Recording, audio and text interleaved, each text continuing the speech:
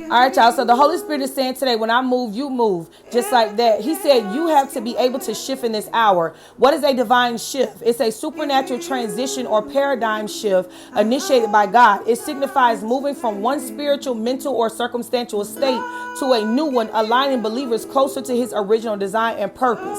The Lord is saying there is a will for this world and a will for your life specifically. But the will for your life connects to the universal will. He said, just like an ant colony, there is an initial will for the colony. It's survival and exponential expansion. They have to be on one accord to produce the effectiveness that has to be carried out in the colony. And 1 John 2 and 17, it says, and the world passeth away and the lust thereof, but he that doeth the will of God abideth forever. And Amos 3 and 3, it says, can two walk together except they be agreed? The Lord is saying, when I move, you move. Just like that. He said, if you get stuck in the way I used to do things, it's going to hinder your progression thus forward and what I'm doing right now. In Romans 8 and 14, it says, for as many as are led by the Spirit of God, they are sons of God. He said, check your submission in this hour. He said, are you man pleasers or God pleaser? And he said, not this false pleasing of him where you are operating in rebellion because you reject his voice and his people because you don't know how to submit to authority,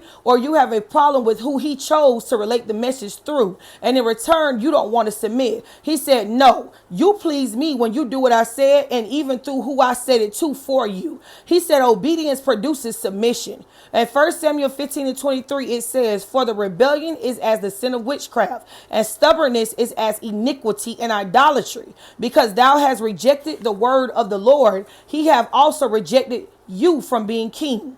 In Galatians 2, it says, now when Cephas, Peter, came to Antioch, I opposed him face to face about his conduct there, because he stood condemned by his own actions before certain men.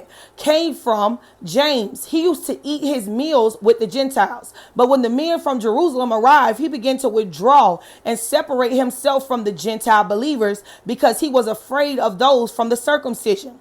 The rest of the Jews joined him in this hypocrisy, ignoring their knowledge that Jewish and Gentile Christians were united under the new covenant into one faith, with the result that even Barnabas was carried away by their hypocrisy. So the Holy Spirit is saying today, when I move, you move, just like that.